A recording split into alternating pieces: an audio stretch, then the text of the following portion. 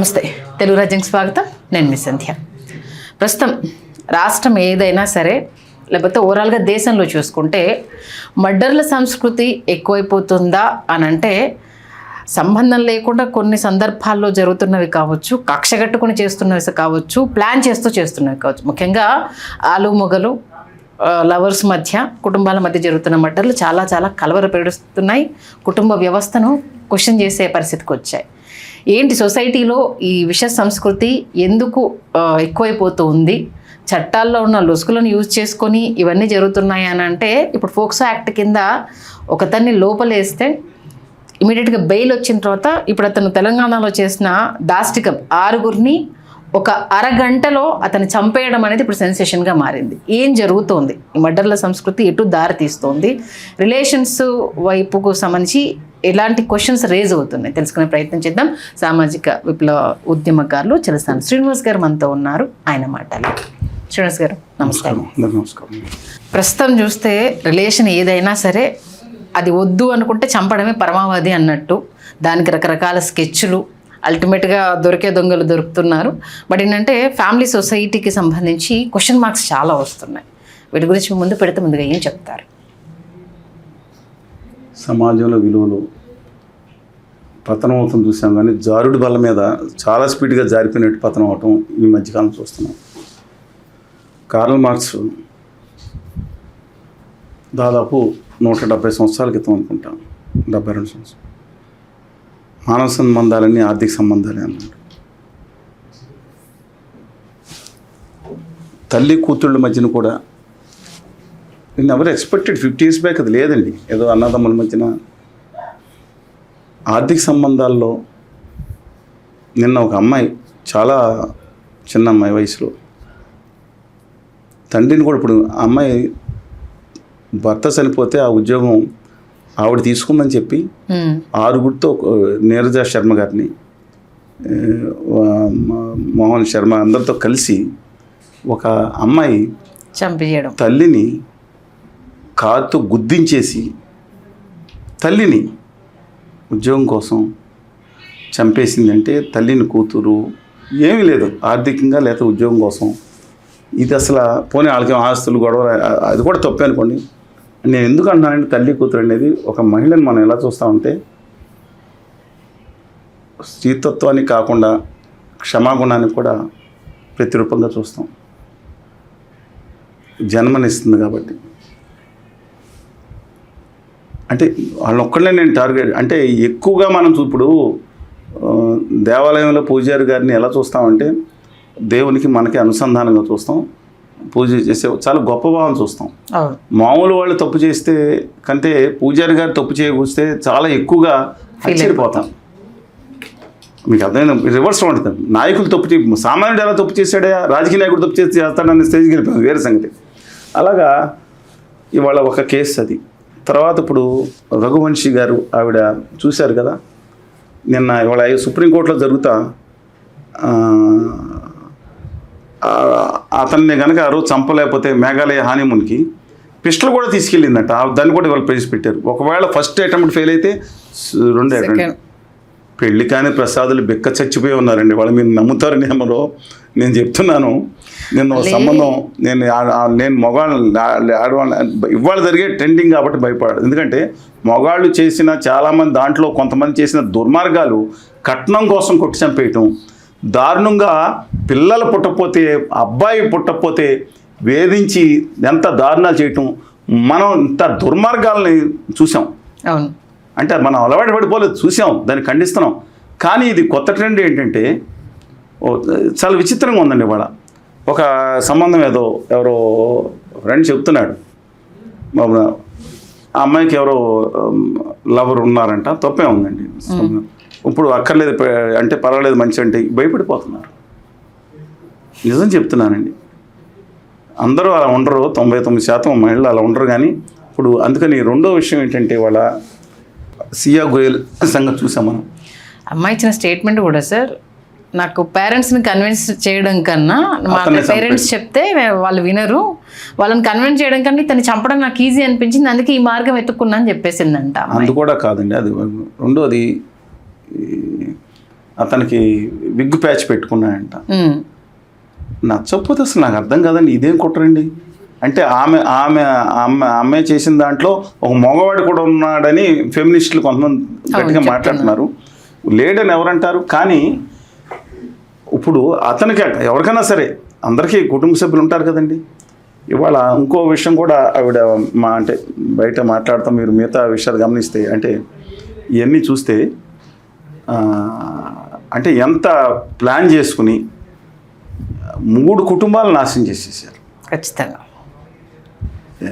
చాలా ఇలా ఏళ్ళు చూపించడం ఇవన్నీ ఒక సమాజమే ధిక్కారం అనుకుంటున్నారు.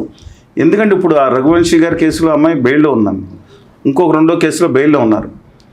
మీరు ఇందాక చెప్పిన ఇప్పుడు పోక్సో కేసులో బెయిల్లో వస్తే నేను వేరే రాష్ట్రంలో చూశాను, ఇలాగ బెయిల్ ఇచ్చితే ఆఖరికి బెయిల్ ఇచ్చిన న్యాయమూర్తుల మీద ఇంటికి కన్నం వేసిన చరిత్రలు ఉన్నాయంట. అంటే మన హక్కులు కాపాడాలి, కానీ విచ్చలవిడిగా లేదా ఇష్టం వచ్చినట్టు ఈ విధంగా చేస్తే మాత్రం సమాజం చాలా దెబ్బతినే అవకాశం ఉందండి. ఇవాళ మహిళలకి ఒకరినే బ్లేమ్ చేస్తే కాదు, అక్కడ మగవాళ్ళని కూడా మాట్లాడాలి. నేను అందుకనే చాలా కాలం నుంచి ఇప్పుడు ప్రభుత్వాలకు నేను విజ్ఞాపన ఇస్తే ఆంధ్రప్రదేశ్ ప్రభుత్వం ఒక విజ్ఞాపన తీసుకుంది. బహుశా నా కన్సిడరేషన్ కూడా తీసుకుంది. కెరీర్ కౌన్సిలింగ్ మీద 8వ తరగతి నుంచి పిల్లలు క్లాస్ పెట్టాలి, దాంట్లో నైతిక క్లాస్ కూడా ఉండాలంటే నువ్వు ఎవడో మోరల్ పోలీసింగ్ చేయడానికి అనేవాడు బయలుదేరారు. నేను అంటే మన సమాజమే చెప్పకపోతే ఆ డెంటిస్ట్ ఆవిడ ఈ సియా గురించి మాట్లాడతా, సియా గోల్ గారిని సపోర్ట్ చేస్తా, ఆవిడ ఫెమినిస్ట్ అండి. ఆవిడ ఎవరైనా ఫెమినిస్ట్ అంటే ఏంటి, బట్టతలు లేని వాళ్ళు సావటమే మంచిదని చెప్పి మాట్లాడితే ఆవిడ నేను బాధగా ఉందండి. బట్టతలో ఉన్నాడు, ఈ అమ్మాయిని పెళ్లి చేసుకుంటే ఆవిడ సావటమే మంచిపోయిందని ఒక డెంటిస్టు ఒక వేడి చేస్తే వాళ్ళు డెంటల్ కౌన్సిల్ క్యాన్సిల్ చేయవచ్చు. కానీ నేను ఆ వికృత మనస్తత్వం వెనకమాల ఉన్న ఎలా పెంపకాన్ని చూస్తున్నాను. నేను అంత వికృత మనస్తత్వం అది ఫెమినిజం కాదండి. తమ హక్కుల కోసం ఇవాళ తరతరాలు ఇంకా పోరాడుతున్నా సరే పోరాడతాం, నిలబెట్టుకుంటాం సమాన హక్కులు, ఇది ఫెమినిజం. కానీ ఆ ద్వేషభావన ఫెమినిజం కాదండి ఇది. అందుకని చెప్తున్నా 8వ క్లాస్ నుంచి ఖచ్చితంగా న్యూట్రల్ మోటివేటర్స్ ఈ పాఠశాలలో ఎక్కడా కూడా మతపరమైన కులపరమైన సింబల్స్ కానీ విద్వేషాలు కానీ రాజకీయ నాయకులు కానీ ఎంటర్ అవడానికి వీల్లేదు. దీని మీద ఢిల్లీ ప్రభుత్వం 2015లో సిసోడియా గారిని విద్యాశాఖ మంత్రి ఉండగా కేజ్రీవాల్ గారు ఒక కండిషన్ పెట్టారు. నేను స్కూల్ స్థాయిని చూస్తున్నా, మీరు ఇప్పుడు మనం ఉన్నట్టు మార్చేస్తామండి. 2వ విషయం ఏంటంటే దీంట్లో మనం ఎలా ఉన్నాం, మన చెల్లి మన మిగతా వాళ్ళు ఇవన్నీ కూడా మైల్డ్ డెఫినెట్ క్లాస్ ఉండాలి. తర్వాత 2వది 2025 ఆగస్టు నెలలో ఆంధ్రప్రదేశ్ ప్రభుత్వం ఒక లోకేష్ గారు విద్యాశాఖ మంత్రి ఉండగా ఒక జీవో తీసుకొచ్చింది. విద్యాశాఖ కార్యదర్శి రాజు గారు ఒక జీవో ఇచ్చారు, పాఠశాలలో ఇంట్లో ఇలాంటివి ఉండకూడదని చెప్పి. ఇవాళ విజయ్ గారు కొత్త ప్రతిపాదన చేశారు. ఈ దిక్కుమల్ల ఈ రాజకీయ నాయకులలో కొంతమంది వెళ్ళి గొడవల బదులు ఒక కెరీర్ కౌన్సిలింగ్లో ఒక నైతికత మీద హౌ టు బిహేవ్ విత్ తోటి మహిళల పట్ల లేదా మిగతా వాళ్ళ పట్ల ఎలా ఉండాలి అంటే మనం నేర్పిస్తారంటే తల్లిదండ్రులు చాలామంది వాళ్ళు వర్క్కి వెళ్తున్నారు. నేను తప్పని అన్నండి, వాళ్ళు సమాన అవకాశాలనే వర్క్కి వెళ్ళాలి. పూర్వం ఉమ్మడి కుటుంబాలు ఉండేవి, ఉమ్మడి కుటుంబాలు లేదు. ఎవరిని పెంచుతారు, ఎవరు చూస్తారు పిల్లల్ని చెప్పండి నాకు.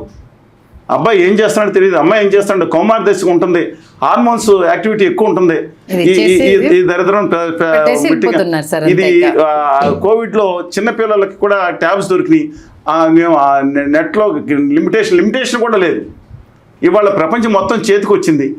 కుర్రవాళ్ళు నేను చాలా బాధాకరం అని చెప్తున్నాను. దీని బదులు ప్లస్ డ్రగ్స్ అత్యంత మహమ్మారి, నికృష్ట అధమాదములు ఇవాళ డ్రగ్స్ విషయంలో ఈ ప్రభుత్వాలు విఫలమైతే వీళ్ళని క్షమించకూడదని నేను చెప్తున్నాను. దిక్కులేని నేను చెప్తున్నాను, ఆ బాధ అంతా వీళ్ళు అనుభవిస్తారు. ఈ పాలకులు ఎవరైతే నిజాయితీగా పనిచేయని పాలకులు అనుభవిస్తారు. మీ ఒక్కొక్క పార్టీకి 30 లక్షల మంది, 50 లక్షల మంది, 70 లక్షల సభ్యులు ఉన్నారు కదా. అంటే పోలీసు వాళ్ళు ప్రతి ఇంటికి వెళ్ళి ఎతకలేరు కదా. మీ కార్యకర్తలు మీ వాళ్ళలో ఆ షాపుల్లో అమ్ముతా ఉంటే మీరు వెళ్ళి ఇవ్వచ్చు కదా. చంపేస్తే కనీసం స్పందించని ప్రభుత్వాలు, రాజకీయ పార్టీలు, ఎవడో వీధిలోడి చనిపోతే వెళ్ళి సంతాప తీర్మానం, కులాలు మతాలు అన్నీ వచ్చేస్తాయి. ఏ పెంచిలయ్యా సమాజం కోసం నేను చాలా బాధపడుతున్నానండి. ఎంతమంది తెలుసు, జాతీయ అవార్డు ఇవ్వాలి అతనికి. ఒక ప్రజానాట్య మండలి కళాకారుడి కింద అన్ని చోట్ల చేస్తా యువకుల్ని విద్యార్థుల్ని ఇలా వెళ్ళకూడదని చెప్తుంటే ఒక స్మగ్లర్స్ గ్యాంగ్ వచ్చి 9 ఏళ్ల చిన్న కుర్రవాడిని తీసుకుని పక్కన వెళ్తుంటే ఆ రక్తం చింది ఆ అబ్బాయి మీద పడిందండి. పేగులు పెట్టుకుని ఎంత దారుణంగా చంపేస్తే ఇవాళ ఏం ప్రభుత్వాలు స్పందించే దానికి కఠిన చర్యలు తీసుకునే విషయంలో అతన్ని డెఫినెట్గా సమాజం కోసం పోరాడిన వాళ్ళని హైలైట్ చేయడం మానేసి సమాజంలో అక్రమ సంబంధాలు పెట్టుకున్న సమాజంలో ఎదవల్ని నీచుల్ని నికృష్టుల్ని ఆ అడ్డమైన మాటలు మాట్లాడే వాళ్ళని తీసుకొచ్చి వీళ్ళని హీరోలు చేస్తారా? ప్రాణాలు అర్పించిన వాళ్ళని పక్కన పడేశారా? ఇలాంటి వాళ్ళ తల్లిదండ్రుల వాళ్ళని చెప్తున్నా కానీ తల్లిదండ్రులు ముఖ్యంగా దీనికి బాధ్యత వహించాల్సిందే. తమ కెరీర్లో అద్భుతంగా వెళ్ళండి, ఇబ్బంది లేదు. కానీ చిన్న పిల్లల్ని చక్కగా టైం ఇచ్చి మాట్లాడితే వాళ్ళకి చాలామంది అమ్మాయిలు అబ్బాయిలు ఉమ్మడి కుటుంబాలు ఉండకూడదు, మేము ఇండిపెండెంట్గా న్యూక్లియర్ ఫ్యామిలీస్ ఉండండి. కానీ మిగతా విషయం నేను ఉమ్మడి కుటుంబాలకు అనుకూలంగానే దాంట్లో మైనస్ పాయింట్లు ఉండొచ్చు మాట్లాడుతున్నా. ఆ రోజు తాతలు మీరు ఎట్లా తండ్రిలు ముత్తాతలు అమ్మమ్మ చిన్న అందరూ వచ్చేటప్పుడు ఎంత వాళ్ళు చేదస్తం అనుకున్నా బాబు ఎలాగంటే ఒక మానిటరింగ్ ఉండేది. అది కాకపోయినా సార్ కాలనీలో మా చిన్నప్పుడు ఏళ్ల తరబడి ఉండేవాళ్ళం, ఒకటే దగ్గర జాబ్లు ఉండేవి కాబట్టి ఇక్కడి నుంచి ఒక 20 ఇండ్ల వరకు అరే వీళ్ళు పలానా పిల్ల వాళ్ళ అమ్మాయి, ఈ పలానా అమ్మాయి వీళ్ళ పలానా అబ్బాయి వాళ్ళ అబ్బాయి అనేసి అని ఎవరైనా రోడ్డు మీద టీజ్ చేసినా ఇది మా పిల్లరా ఏం నెమ్మడబడుతున్నావు అనేసి అని గొడవ పెట్టుకునేవాళ్ళు. అంటే 20 ఇండ్ల వరకు అంత వెల్ నోన్గా ఉండేవాళ్ళు అప్పుడు. ఇప్పుడు చూస్తే ఇవాళ ఉన్న వాళ్ళు రేపు ఉండట్లేదు. అపార్ట్మెంట్లో పక్కన 10 ఏళ్ళు ఉన్న తర్వాత కూడా ఎవరున్నారు కూడా కొన్ని మానవ సంబంధాలన్నీ మనం ఈ వస్తువులు కనుక్కొని దేనికోసం అండి? మనిషికి బానిసగా ఉండటానికి. దురదృష్టవశాత్తు రివర్స్ అయింది, వీటి చేతిలో మనం బానిసలు అయిపోతున్నాం. మానవ సంబంధాల్లో కూడా ఈ ప్రేమ తత్వం అంతా పోతుంది. అందువలన వెరీ క్లియర్గా అంటున్నానండి, డెఫినెట్గా మనం ఒక పాజిటివ్ యాంగిల్లో తీసుకోవాల్సిన అవసరం ఉంది. పేరెంట్స్ జాగ్రత్త పడాలి. నేను మాత్రం పెళ్లి కాని ప్రసాదుల వైపే ఉన్నాను. ఎందుకంటే పాపం చేసుకోవద్దని చెప్తున్నారా? చేసుకోవద్దని చెప్పట్లేదు, కానీ వాళ్ళు అసలే కష్టాల్లో ఉన్నారు. ఆ కోరికల ఆకాశం ఉన్నప్పుడు వాళ్ళు 24 గంటలు ఆ గుర్రం ముందు అదేదో పెడతారు కదండి, గడ్డి పెట్టి అది పరిగెడతా ఉంటుంది ముందుకి కళ్ళ కట్టినట్టు. వాళ్ళ పాపం అంటే అందరం మహిళలు కూడా బాధపడి ఉన్నాయి, కాదంటలేదు. కానీ కొందరి కోరికలు గొంతమ్మ కోరికలే ఉన్నాయి సార్. సీరియస్లీ చెప్పాలి, నేను యాజ్ ఎ లేడీగానే చెప్తున్నాను కదా, అత్తమామలు ఉండకూడదు, ఉన్న వాళ్ళతో ఉండొద్దు, ఫరానం ఇంత ప్యాకేజ్ రావాలి, నాకు ఇంత ఖర్చులకు నా శాలరీ గురించి అడగొద్దు, నేను ఎక్కడ పోతున్నా అడగొద్దు, నా ఇండిపెండెన్సీని అస్సలు లాగేయొద్దు. అసలు కొన్ని క్యాస్టుల్లో మ్యాచెస్ దొరకట్లేదంట సార్. ముఖ్యంగా బ్రాహ్మణ సామాజిక వర్గానికి సంబంధించి పూజారులు అయితే మేము అసలు చేసుకోమనేసి అని అంటున్నారంట. ఏంటి అని మ్యారేజ్ బ్యూరో వాళ్ళు వస్తారు కదా, వాళ్ళని అడిగినప్పుడు అమ్మో వాళ్ళకి సంబంధాలు చూడాలంటే ఆడపిల్లల తల్లిదండ్రులు, ముఖ్యంగా వీళ్ళతో పాటు తల్లిదండ్రులు పెడుతున్న కండిషన్స్ కూడా అంట. అమ్మాయిలతో పాటు అమ్మాయిల తల్లిదండ్రులు కూడా పెడుతున్న కండిషన్స్. 20 ఎకరాలు ఉన్న ఒక సెపరేట్ ఇల్లుండి కారు కొనుక్కున్న 30 ఎకరాలు ఉన్న అబ్బాయికి కనీసం అక్కడికి వెళ్ళి ఉండటానికి ఇష్టపడట్లేదండి. ఎవరో కూడా ఇష్టపడట్లేదు. నేను తప్పను, ఎవరి ఆకాంక్షలు అది అమెరికా వెళ్ళాలని ఉంటుంది, ఆస్ట్రేలియా వెళ్ళాలని ఉంటుంది, అంటార్కిటికా వెళ్ళాలని వాళ్ళు ఉంటారు. But coming point round the point ఎవరు వస్తే మనం ఎక్కడ ఇష్యూస్ మొదలు అంటే ఇక్కడ ఏమైపోతుందంటే వాళ్ళ మైండ్ సెట్కి సంబంధించి ఈక్వల్ సంబంధం రాకన్నా వచ్చిన దాంతో కాంప్రమైజ్ చేసుకోవడము, కొన్ని రోజులు అయిన తర్వాత వాళ్ళు నచ్చట్లేదు అని చెప్పేసి రాంగ్ రూట్లోకి వెళ్ళడము, వీళ్ళని తప్పేయడానికి మర్డర్లు చేయడం ఈజీ అయిపోతుంది సార్. ఒక టవల్ నేను కొన్ని చోట్ల చూశాను, ఒక టవల్ అబ్బాయి మంచం మీద ఆరేసాడని చెప్పి విడాకులు కారణం. అంటే మనం ఎట్లా పెంచుతున్నామంటే అలాగే అబ్బాయిలు కూడా నిమిషాలు నచ్చకపోతే చెప్పొచ్చు. అందుకని నెంబర్ ఆఫ్ ఇష్యూస్ ఉంది. Let us wait and see. 2 చోట్ల ఉన్నాయి సార్. కాకపోతే ఈ మధ్యకాలంలో కొంత అమ్మాయిల విషయానికి సంబంధించి ఎక్కువ కుక్కర్లో పెట్టడము, డ్రమ్ములలో పెట్టడము, అబ్బాయిలు కూడా ఢిల్లీలో కూడా కోచ్ ఫ్రిడ్జ్ లో పెట్టి ఇక్కడ గాయత్రి వైజాగ్ లో అక్కడ ఢిల్లీలో జరిగింది, తర్వాత వైజాగ్ జరిగింది. అందుకని let us wait and see అండి. బట్ వన్ థింగ్, మొట్టమొదటి నుంచి కెరీర్ కౌన్సిలింగ్ ఉండాలి. కెరీర్ కౌన్సిలింగ్లో భాగంగా మోటివేషన్ లేదంటే నడవడిక మీద వాళ్ళు ఏదన్నా అనుకోనండి. ఎందుకంటే సమాజంలో చెప్పేవాళ్ళు లేరు, పెద్దవాళ్ళు లేరు. సమాజం గమనం కూడా ఏముందంటే ఈ చేతిలో ఈ ఫోన్లు ఇష్టం వచ్చినట్టు వచ్చిన సందర్భంలో వాళ్ళు దాన్ని తీసుకున్న. అంతిమంగా మీరు కూడా దీంట్లో బాధ్యులండి. అంటే మీ మీడియాను పొద్దున్న లేస్తే టీవీల్లో ఆ దిక్మాల సీరియల్స్ వస్తూ ఉంటాయి. అత్తని కోడలు చంపేద్దామా, కోడలు అత్తని చంపేద్దామా, మగవాడిని భార్య చంపేద్దామా, ఇవన్నీ మీరే ప్రోత్సహించి పొద్దున్న సాయంత్రం వరకు ఏ కత్తితో చంపుతాం, ఈ కత్తి అయితే మంచిది, ఇవన్నీ వాళ్ళకి నేర్పుతూ ఉంటాయి. మీరు మీరంటే మీడియాలో ఇంకేం చేస్తారండి అది? అదేదో క్రేజీ అని అంటే ఖచ్చితంగా నియంత్రణ అనేది అవసరం. ఇష్టం వచ్చినట్టు చేస్తూ ఉంటే మనం అంత ప్రజాస్వామ్య పరిధిలో అంతా చదువుకున్న సమాజం కాదు ఇది. ఇంకోటి కూడా చాలామంది కుటుంబాల నుండి చిన్నప్పుడు ర్యాగ్ పిక్కర్స్ ఉంటారు. నిజంగా వాళ్ళని రైట్ డైరెక్షన్లో మిగతా పాశ్చాత్య దేశాల్లో రైట్ డైరెక్షన్లో పెడతాను చూస్తారు, మనం వదిలేస్తున్నాం. వాళ్ళు ఎంతమంది ఇంటర్వ్యూస్ చూస్తూ ఉంటాను, ఏదండి అదేదో నెయిల్ పాలిష్ ఎరాజరు తాగేస్తూ ఉంటారు.